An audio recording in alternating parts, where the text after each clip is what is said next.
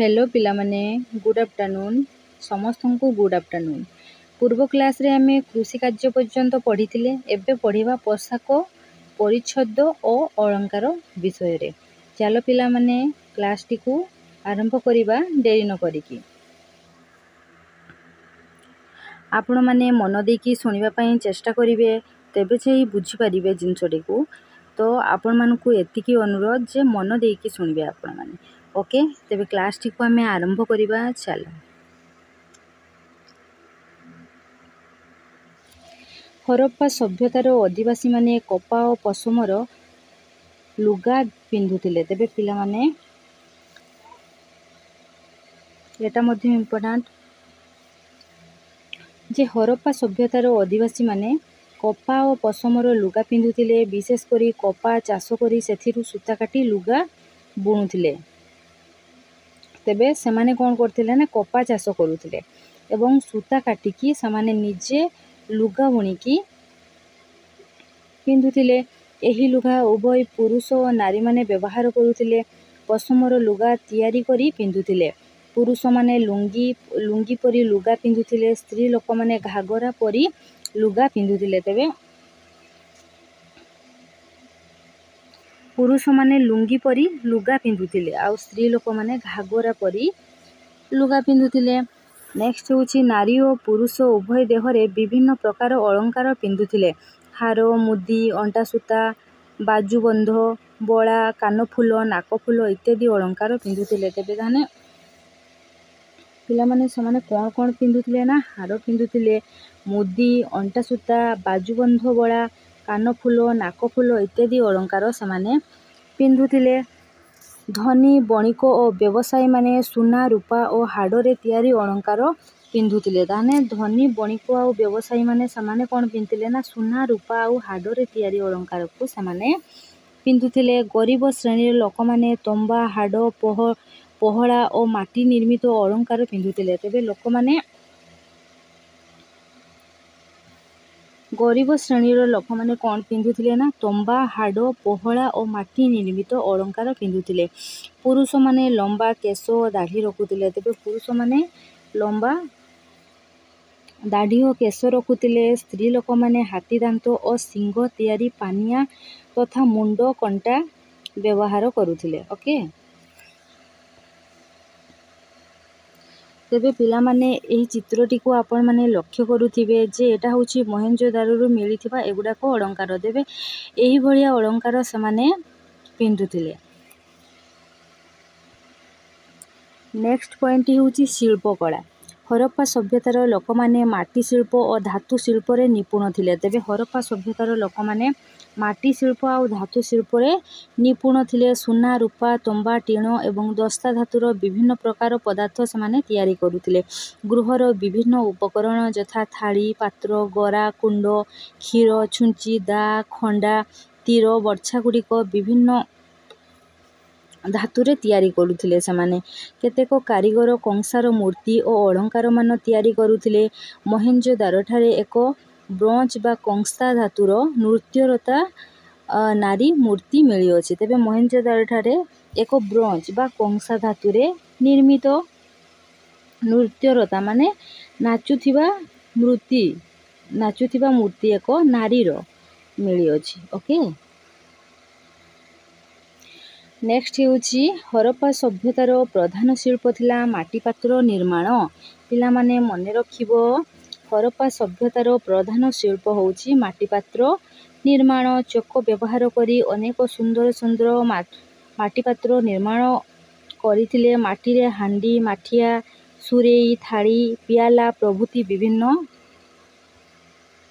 उपकरण गढ़ुथिले। समाने एही माटी पात्र गुड़िकरे नाना प्रकारर चित्र आंकुथिले। सेगुड़िकु नाना रंगरे चित्रण करुथिले। पिलामानंको खेळना गुड़िक माटी रे तैयारी हेउथिला। तेबे पिलामानंकर खेळना सब मध्य से माटी रे ही तैयारी करुथिले। चक थिबा छोट छोट गाड़ी विभिन्न पशु और पक्षी मनीष हुइसिल इत्यादि माटी रे तैयारी करी ताकू विभिन्न रंग देउथिले। तेबे कंसारे निर्मित नृत्यरता नारी मूर्ति पिला माने तेबे ई मूर्तिटी देखुछ जेटा कि मोहेंजोदारो ठारे एहा मिली अछि। यही सबू जिनस से तैयारी करुले। ओके नेक्स्ट होची मोहर। हरप्पा सभ्यतार विभिन्न स्थान बहु संख्यक पड़ामाटीर मोहर मिलिअछि। एही मोहर गुड़िकर लोकमानकर जीवनधारा विषय रे अनेक कथा जना पड़े। तेबे एही मोहर गुड़िक देखि आमे से जुगर लोकमानकर जीवनधारा विषय रे आमे जानि पारू। एही मोहर मानकरे वृषभ, महिषी, गयड़, हस्ती, सर्प, कुंभीर, विभिन्न वृक्ष तथा बहु नारी मूर्ति, जोगासन मूर्ति देखिबाकू मिले। मोहर रे एक प्रकार लिपि खोदित होईछि। एहाकू एपर्यंत ठीक भावरे पढ़ा जाई पारि नहीं। एगुड़िक सेमानकर धर्म, वाणिज्य और सामाजिक व्यवस्थार सूचना देउछि। तेबे एगुड़िक कौन ना धर्म, वाणिज्य और सामाजिक व्यवस्थार सूचना देउछि। नेक्स्ट होछि वाणिज्य। हरप्पा सभ्यतार केतेक मोहर रे डंगार छवि देखिबाकू मिले। सेथिरु जणा जाय जे लोकमाने नौ वाणिज्य करुथिले। तेबे हरप्पा सभ्यतार मोहर रे डंगार चित्र देखिबाकू मिले। सेहिथिपई अनुमान करा जाय जे लोकमाने नौ वाणिज्य मध्य करुथिले। सेमाने बड़का शस्य, विभिन्न अलंकार, माटीपात्र इत्यादि को नहीं वाणिज्य कारोबार करुथिले। गुजरात लोथाल ठारे पताश्रयर अवशेष मिलिछि। तेबे पिलामाने मने रखिबो ना गुजरात लोथाल ठारे पताश्रयर अवशेष मिलिछि। सेमाने भारत भितरे एवं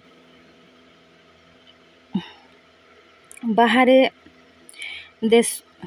देश यथा अफगानिस्तान और मेसोपोटामिया सहित वाणिज्य कारोबार करुथिबार प्रमाण मिलिछि। नेक्स्ट होछि लिपि। तांकर लिपि कौन थिला? हरप्पा सभ्यतार अधिवासी मानकर भाषा और लिपि विषय रे ठीक भावरे आमको किछि जणा नहीं। मोहर गुड़िकरू मिलिथिबा चिन्ह को देखि कहा जाई पारे कि सेमाने छवि लिपि व्यवहार करुथिले। तेबे पिलामाने आमे सठिक भावरे जानि नाहु जे तांकर लिपि कौन, किंतु तांकर जो मोहर गुड़ाक अछि मोहर रु मिलिथिबा चिन्ह को देखि आमे कहि परिबा जे सेमाने छवि लिपि व्यवहार करुथिले। एबे 400 रु अधिक चिन्ह बा छवि आविष्कार करा जायछि। तेबे एबे सुद्धा 400 रु अधिक चिन्ह बा छवि आविष्कार करा जायछि। एही छवि द्वारा लोकमाने मनर भाव प्रकाश करुथिले। तेबे एही छवि माध्यम रे सेमाने कोन करथिले ना परस्पर मध्य रे मनर भाव को सेमाने आदान प्रदान करुथिले। नेक्स्ट होछि धर्म। हरप्पा सभ्यतारे कौनसी मंदिर देखिबाकू मिली नहीं। तेबे हरप्पा सभ्यतारे कौनसी मंदिर देखिबाकू मिली नहीं। पत्थर मूर्ति, तंबा किंबा पड़ामाटीर मोहर उपरे खोदित होइथिबा विभिन्न मूर्ति को देखि अनुमान करा जाई पारे जे सेमाने पशुपति, देवी, वृषभ, सर्प, वृक्ष आदि को पूजा करुथिले। तेबे पत्थर मूर्ति, तंबा किंबा पड़ामाटीर मोहर उपरे खोदित होइथिबा खोदित होइथिबा विभिन्न मूर्ति को देखि अनुमान करा जाई पारे जे सेमाने पशुपति, देवी, वृषभ पशुपति, देवी, वृषभ, सर्प, वृक्ष आदि को पूजा करुथिले। केतेक मोहर रे मातृका मूर्ति देखिबाकू मिले। तेणु लोकमाने देवी पूजा करुथिले। तेबे लोकमाने कोन देवी पूजा करुथिले। पशुपति मूर्ति पिला माने देखुछ ए चित्रटी को ये होचंती पशुपति मूर्ति। ओके हरप्पा सभ्यतार लोक माने मृत व्यक्तिर जीवन रही थाए बोली विश्वास करुथिले। तेबे पूर्वरु भी आमे पढ़िचे पिला माने हरप्पा सभ्यतार लोक माने मृत व्यक्तिर जीवन रही थाए बोली समाने विश्वास करुथिले। तेणु सेमाने सबगुडी को उत्तर दिग को मुंड करी समाधि देउथिले।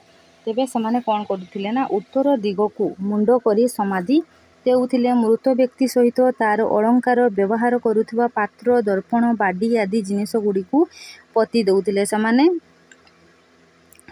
तार नित्य व्यवहार्य जिनिस को नीतिदिनिया व्यवहार करुथिबा जिनिस गुडी को समाने कोन करुथिले ना पति देउथिले से मृत शरीर पाखरे। तेबे नेक्स्ट पॉइंट होची हरप्पा सभ्यतार पतन किपरि घटिथिला। ପ୍ରାୟ ଖ୍ରୀଷ୍ଟପୂର୍ବ 2000 ବର୍ଷ ବେଳକୁ ହରପ୍ପା ସଭ୍ୟତାର ପତନ ଆରମ୍ଭ ହୋଇଥିଲା। ତେବେ ପ୍ରାୟ 2000 ବର୍ଷ ତଳର କଥା। 2000 ବର୍ଷ ବେଳକୁ କ'ଣ ହେଲା ନା ହରପ୍ପା ସଭ୍ୟତାର ପତନ ଆରମ୍ଭ ହୋଇଥିଲା। ଏହାର ପତନ ପାଇଁ କେତେଗୁଡ଼ିଏ କାରଣ ଦାୟୀ, ଯଥା ବିଶେଷଜ୍ଞମାନଙ୍କ ମତରେ ପ୍ରାକୃତିକ ଦୁର୍ଘଟଣା ହେତୁ ଏହି ସଭ୍ୟତାର ଅବସାନ ଘଟିଲା। ତେବେ ପିଲାମାନେ ମନେ ରଖିବ, ଏଟା ଗୋଟେ କାରଣ ତାଙ୍କର ସଭ୍ୟତା ପତନ ହେବାର, ନା କ'ଣ? ପ୍ରାକୃତିକ ଦୁର୍ଘଟଣା ହେତୁ ଏହି ସଭ୍ୟତାର ଅବସାନ ଘଟିଲା। ସିନ୍ଧୁ ନଦୀରେ ବନ୍ୟା ଆସିବା ଫଳରେ ଲୋକମାନେ ନଗର ଛାଡ଼ି ଅନ୍ୟ ଜାଗାକୁ ପଳାଇ ଯାଇଥିଲେ। ଯେଉଁ ସ୍ଥାନକୁ ପଳାଇଥିଲେ ସେ ସ୍ଥାନରେ ଏ ସଭ୍ୟତା ଆରମ୍ଭ କରିଥିଲେ। ତେବେ ସେମାନେ କ'ଣ କଲେ ନା ସିନ୍ଧୁ ନଦୀରେ ବନ୍ୟା ଆସିବା ଫଳରେ ଲୋକମାନେ ନଗର ଛାଡ଼ିକି ଅନ୍ୟ ଜାଗାକୁ ପଳାଇ ଯାଇଥିଲେ ଏବଂ ଯେଉଁ ସ୍ଥାନକୁ ସେମାନେ ଯାଇଥିଲେ ସେହି ସ୍ଥାନରେ ହିଁ ଏହି ସଭ୍ୟତା ଗଢ଼ି ଉଠିଥିଲା। ତେବେ କେତେକ ଐତିହାସିକ କହନ୍ତି ବାରମ୍ବାର ଭୂମିକମ୍ପ ଦ୍ୱାରା ଏହି ସଭ୍ୟତା ମାଟି ତଳେ ପୋତି ହୋଇଯାଇଥିଲା। ତେବେ କେତେକ ଐତିହାସିକ ମଧ୍ୟ କ'ଣ କୁହନ୍ତି ନା ବାରମ୍ବାର ଭୂମିକମ୍ପ ଦ୍ୱାରା ଏହି ସଭ୍ୟତା ମାଟି ତଳେ ପୋତି ହୋଇଯାଇଥିଲା। ଅନେକଙ୍କ ମତରେ ଆର୍ଯ୍ୟମାନଙ୍କ ଆକ୍ରମଣ ଦ୍ୱାରା ଏହି ସଭ୍ୟତା ଲୋପ ପାଇଯାଇଛି। ତେବେ ଆଉ କେହି କୁହନ୍ତି ଯେ ଆର୍ଯ୍ୟମାନଙ୍କ ଆକ୍ରମଣ ଦ୍ୱାରା ଏହି ସଭ୍ୟତା ଲୋପ ପାଇଛି। ମହେଞ୍ଜୋଦାରୋଠାରେ ଗଣହତ୍ୟାର ପ୍ରମାଣ ମିଳିଛି। ତେବେ ମହେଞ୍ଜୋଦାରୋଠାରେ ଗଣହତ୍ୟାର ପ୍ରମାଣ ମିଳିଛି। ସେଠାରେ ମିଳିଥିବା କଙ୍କାଳଗୁଡ଼ିକରେ ତୀକ୍ଷ୍ଣ ଅସ୍ତ୍ର ଦ୍ୱାରା ଆଘାତର ଦାଗ ରହିଥିବାର ଅନୁମାନ କରାଯାଏ। କେତେକ ଐତିହାସିକ କହନ୍ତି ଯେ ମହାମାରୀ ପ୍ଲେଗ୍ ହରପ୍ପା ସଭ୍ୟତାର ପତନ ପାଇଁ ଦାୟୀ। ତାହେଲେ ଆଉ କେହି କ'ଣ କୁହନ୍ତି ନା ମହାମାରୀ ପ୍ଲେଗ୍ ପାଇଁ ହରପ୍ପା ସଭ୍ୟତାର ପତନ ଘଟିଛି ବୋଲି, କାରଣ ବିଭିନ୍ନ ରାସ୍ତାମାନଙ୍କରେ କଙ୍କାଳଗୁଡ଼ିକ ପଡ଼ିଥିବା ଦେଖିବାକୁ ମିଳିଛି। ତେବେ ବିଭିନ୍ନ ସ୍ଥାନମାନଙ୍କରେ କ'ଣ ହେଇଛି ନା କଙ୍କାଳଗୁଡ଼ିକ ପଡ଼ିଥିବାର ଦେଖିବାକୁ ମିଳିଛି। ତେବେ ପିଲାମାନେ ଏଇଠି ଆମର ଚତୁର୍ଥ ଅଧ୍ୟାୟର ବିଷୟବସ୍ତୁଟି ସରିଯାଇଛି। ତେବେ ତା'ର ଆମେ ପରବର୍ତ୍ତୀ କ୍ଲାସ୍ରେ କ୍ୱେଶ୍ଚିନ୍ ଆନ୍ସର୍ ଗୁଡ଼ାକ ଡିସ୍କସନ୍ କରିବା। ପିଲାମାନେ ଆଶା କରେ ଆପଣମାନଙ୍କୁ ଏହି ଭିଡ଼ିଓଟି ଭଲ ଲାଗିଥିବ।